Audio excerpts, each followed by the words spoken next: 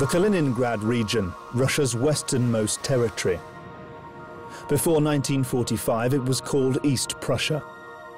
There are still many reminders of German presence here.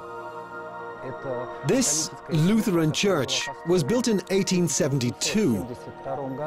The castles of Eastern Prussia were the outpost for the Knights of the Teutonic Order. More than 30 castles remain from the time of the Knights.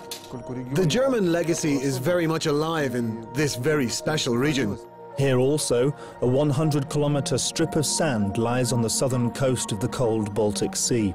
Designated by UNESCO as a World Heritage Site, it is known as the Curonian Spit.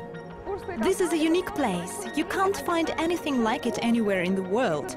It's between the sea and the bay.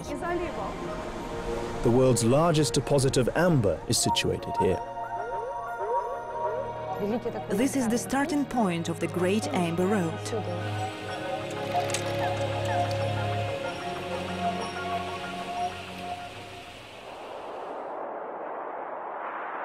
Ornithologist Mikhail Markovets gets up early in the morning in October.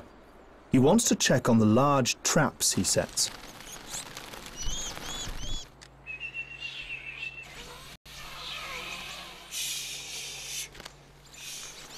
This time, blue tits writhe in Mikhail's net. October is the peak of migration for these birds. Their main route flies over the Curonian Spit.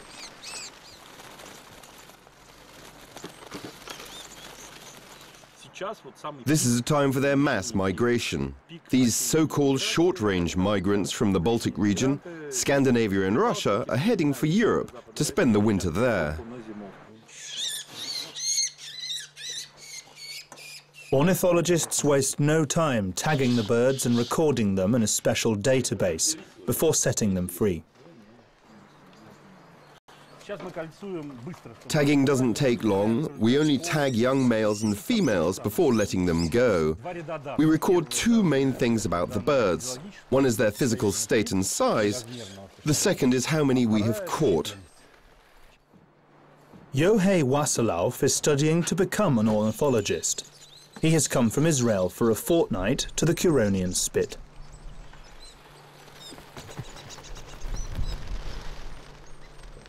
I came for 2 weeks, especially from Israel, just to see this incredible migration.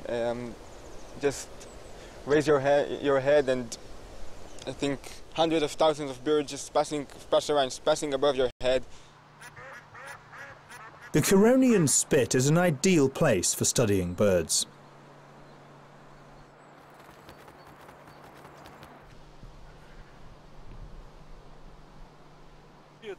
This is one of the most popular places for ornithologists. The map shows the spit as a thin strip. It serves as a kind of bridge for migrant birds, which fly over this piece of land for 10 months of the year. For the past 20 years, Mikhail Markovets has spent each summer and early autumn here.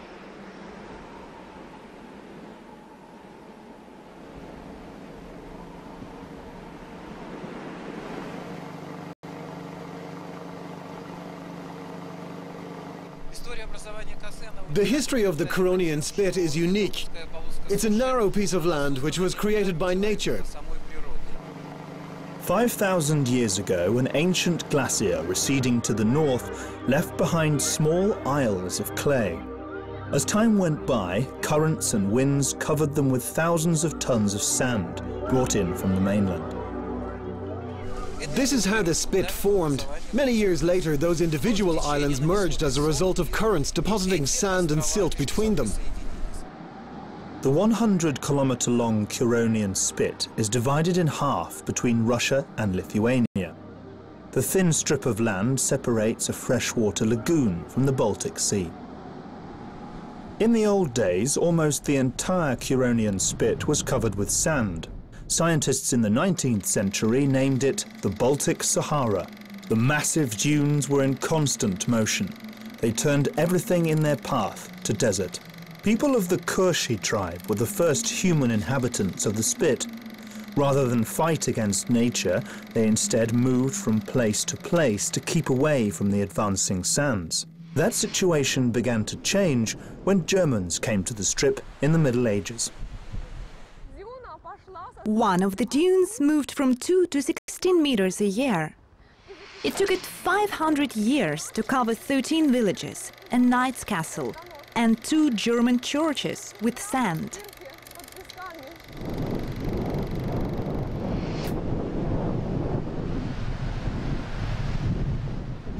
In one of the churches, wedding ceremonies were held, with grooms and brides standing ankle-deep in it. On 4 occasions, people moved from their settlements to new locations because of the encroaching sands.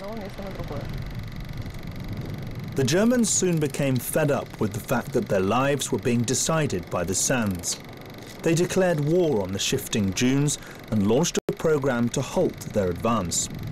They built a barrier on the Baltic coast to protect the spit from the forces of nature. The measures halted the formation of new dunes on the Baltic coast. The barren dunes migrating along the spit then evolved into forest. Both men and dunes were engaged in sand wars for 500 years.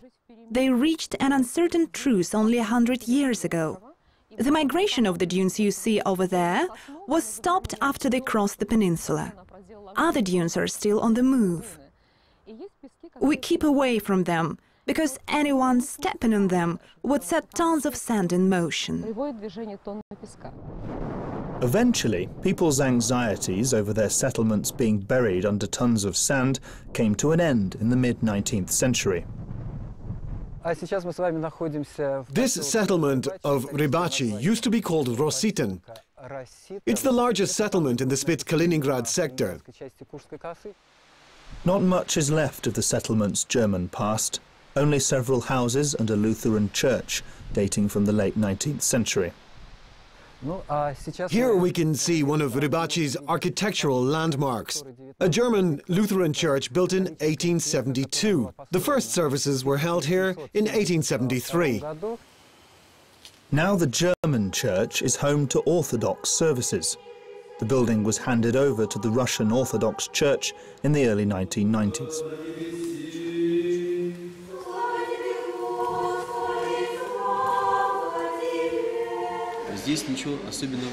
People living in the Kaliningrad region, including myself, find nothing extraordinary about Orthodox services being held in German churches. The only problem is that we have to hold services in buildings that conflict with our worldviews. Former inhabitants of the Curonian Spit were children when they left it a long time ago. Some of them come here to visit their native soil and see their homes that have survived since before World War II. Hans Demerau lives in Berlin. This is his 3rd visit to the Curonian Spit. Hans has no interest in the coastline or migrating dunes. When he comes here, he takes pictures of places he saw when he was a child. I was born in this region. I am 75 years old, you know. And I am proud to visit this region, and I remember many houses here and in Kaliningrad.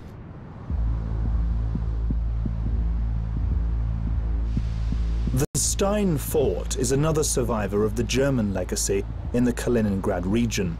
The fortress itself was part of the fortifications built around Königsberg, the capital of East Prussia in the late 19th century. Nowadays, Königsberg is known as Kaliningrad. When the Red Army launched an assault on the city in the spring of 1945, the fort miraculously escaped harm. To date, the building still has no central heating, and electricity is a luxury here. Stanislav carries a kerosene lamp as he walks through the long, echoing corridors, much like its German residents did in the old days. After all these years, I can't tell you exactly how we set about it. To begin with, we made sure the place was kept warm and we had a supply of water. Collecting all the garbage took us several years.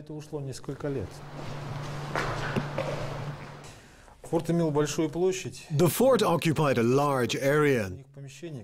There was a network of interconnected quarters there. These spiral stairwells were used by the garrison to get to their positions without delay and set up a defense. Stanislav and his wife are the only inhabitants of the old fort. They are as much a point of interest as the stronghold itself. The two decided to make their home in the abandoned German bastion 20 years ago. There's one funny story about that door. It became rusty, and it was very drafty here. The draft was traveling from one corridor to another, so the door made an awful sound slamming constantly. It was really scary, like this.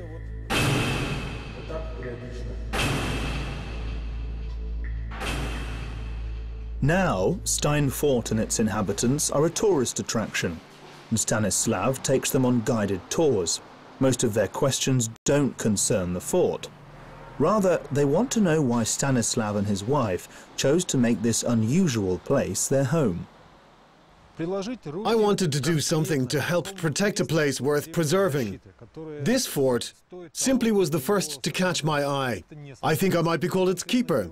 My wife and I will watch this place as long as we are strong enough to do what we can to help it.